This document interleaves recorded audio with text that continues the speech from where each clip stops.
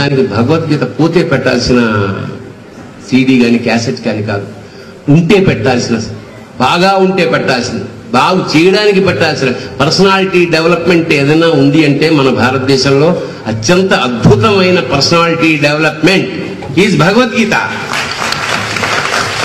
అతోవా ప్రాప్స్యసే స్వర్గం జిత్వా వా భోజ్యసే మహీం తస్మాత్ ఉత్తిష్ట కౌంతేయ యుద్ధాయ కృతనిశ్చయః.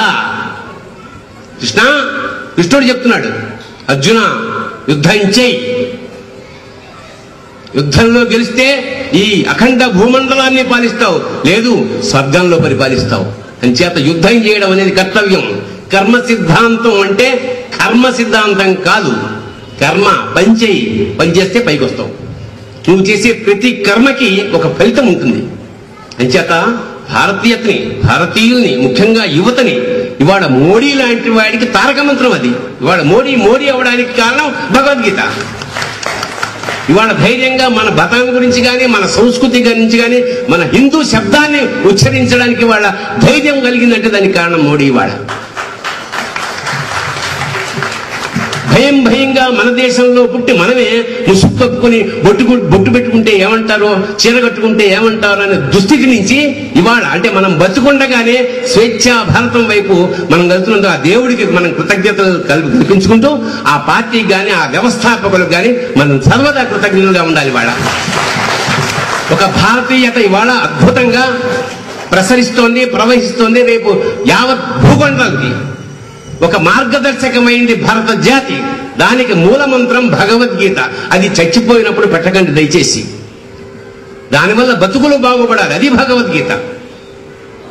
భగవద్గీత కనీసం ఒక్కసారైనా చదవండి జీవితం. అంటే హిందువుగా పుట్టినందుకు అర్థం అయినా కాకపోయినా ఒక్కసారి ఆరంభం నుంచి 18 అధ్యాయాలు అర్థం కాకపోయినా సరే చదవండి. ఒక్కసారి చదివితే అది మ్యాగ్నెట్ లాగా అతుక్కుంటుంది. మీకు ఎప్పుడు బెంగ వచ్చినా ఒక చిన్న ఫిలాసఫీ నా జీవితంలో నేను ఎప్పుడైనా బెంగగా ఉంటే భగవద్గీతలో ఏదో ఒక పేజీని అలా తీస్తాను. మీకు తెలియకుండానే అందులో సమాధానం ఉంటుంది. సమాధానం అంటే దేవుడు వచ్చి రక్షించేసి కష్టాలన్నీ తీసేస్తాడని కాదు, కష్టాన్ని తట్టుకునే శక్తి ఇస్తాడు. That is the most important. మీకు విచక్షణ ఇచ్చాడు, బుద్ధి ఇచ్చాడు, బలం ఇచ్చాడు, సర్వశక్తులు ఇచ్చాడు. ఇవన్నీ వచ్చి వాడే చేస్తే మీరెందుకు? అంచేత సర్వశక్తుల్ని ఎంకరేజ్ చేసి మోటివేట్ చేసే శక్తి భగవద్గీత ఉంది. కాబట్టి భగవద్గీతగా ఎనర్జైజ్ అవ్వండి. ఇంకోటి, భగవద్గీత చదవడం, రామాయణం చదవడం, రామకోటి రాయడం వల్ల పుణ్యం రాదు. రామకోటి రాస్తే పుణ్యం రాదు, భగవద్గీత చదివితే రాదు, పాటిస్తే వస్తుంది. వివేకానందుడు అంటాడు, they are like road maps. Bhagavad Gita కానీ భారత రామ